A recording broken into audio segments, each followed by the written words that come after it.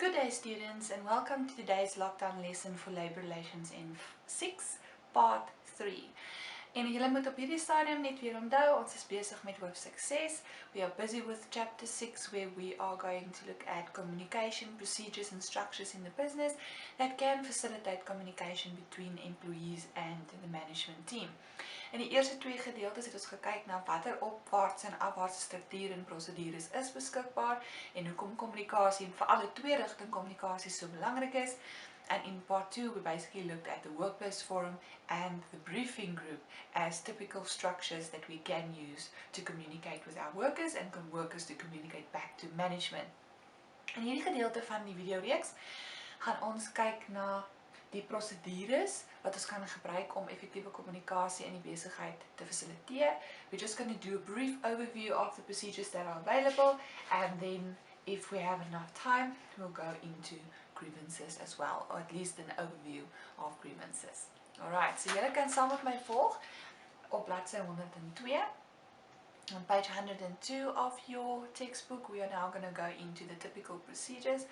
And these procedures are very, very important. It really helps the business to facilitate communication in both ways, not just top to bottom, but also bottom upwards. En dit gee die geleentheid vir die besigheid om net meer strukture in plek te stel en meer formele roetes van kommunikasie. Okay, now at the bottom of page 102, you'll see a table. And in this table, they explain to you the three main procedures that we are going to look at in the rest of this module. Okay, so daar is 3 hoofprocedures waarna jy kan kyk. Die heel eerste enetjie waarna ons gaan kyk is die grieweprosediere. En die grieweprosediere is 'n opwaartse kommunikasieprosedure waar jy jou werkers die geleentheid kry om opwaarts te kommunikeer. It is very important to note, guys, that we cannot just communicate downwards to our workers. We need to also allow them the opportunity to communicate upwards, to basically voice their grievances, their frustrations, the challenges that they're experiencing, and of course if there's anything else that is bothering them, that they can follow the correct channel. Dis baie belangrik vir werknemers se motivering en werkstevredenheid om hulle die geleentheid gee om wel te kan communicate opwaarts met bestuur. So allowing them to voice their grievances, whether it's an individual grievance or collective grievance, we need to allow them to follow this procedure and to get their concerns across to management. En natuurlik is daar 'n spesifieke proses wat hulle moet volg en verskillende stappe waardeur hulle gaan moet beweeg. Die tweede procedure wat ons gaan kyk is die dissiplinêre procedure.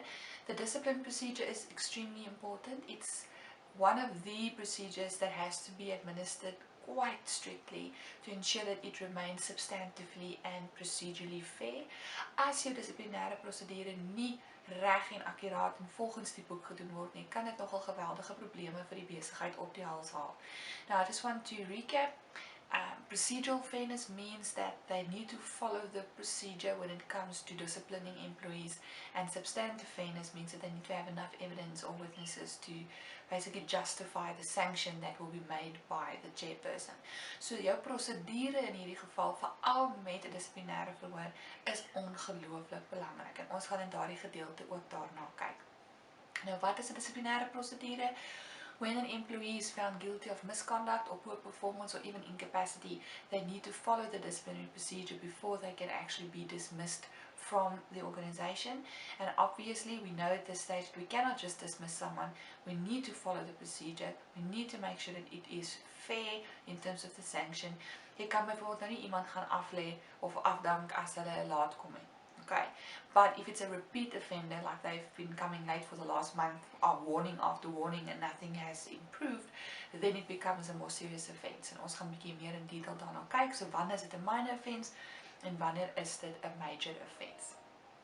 Alright, so ons gaan dan nou dus kyk na die dissiplinêre prosedure. Die laaste prosedure waarna ons gaan kyk is ook die retrenchment procedure. The retrenchment procedure is also a downward procedure of communication, allowing management to communicate downward to employees when they have to do dismissals based on operational requirements.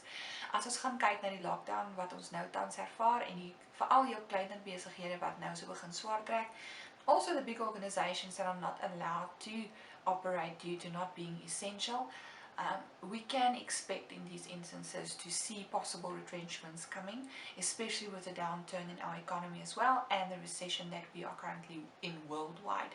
So our afleggingsproses, especially when it comes to retrenchments, it's really sensitive, and as the HR department really need to deal with it in a very discreet and empathetic way.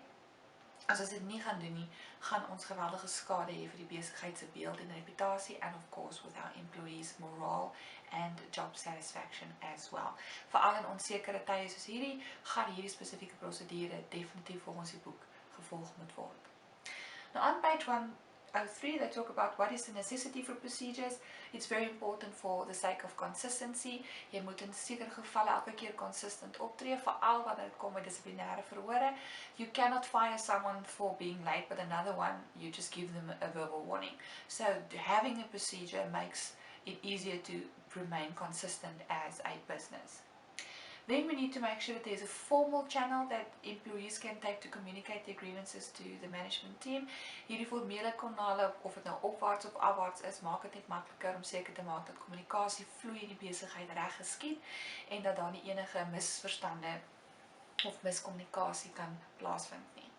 Die derde rede vir die nodigheid van prosedures is om seker te maak dat daar regverdige en gelyke behandeling van alle werkers. You cannot victimize certain workers and favor others. You need to be strict and consistent and make sure that everyone is treated fairly and consistently. And that's the reason why we have these procedures in the first place. Hulle praat ook verder daarvan om hierdie prosedures te gebruik as 'n instrument om industriële aksie te voorkom. Remember, industrial action is something that can have damaging effects not only on the business but also on the lives of the employees and of the community in which the business exists. So die besigheid moet seker maak dat hulle griewe veral baie sensitief hanteer, want as dit nie hanteer word nie, kan dit 'n negatiewe impak hê op die besigheid en ook lei tot industriële aksie. And the last one there is to ensure that proper action is taken to deal with communication problems as and when they require. Nou toe, ons gaan nou eers daar stop vir hierdie videoetjie, maar ek gaan sommer nou dadelik aan met deel 2 van die griewe procedures, and I will load that up as part 4 to this video series on module 6. Nou toe, ons sien julle later. Bye!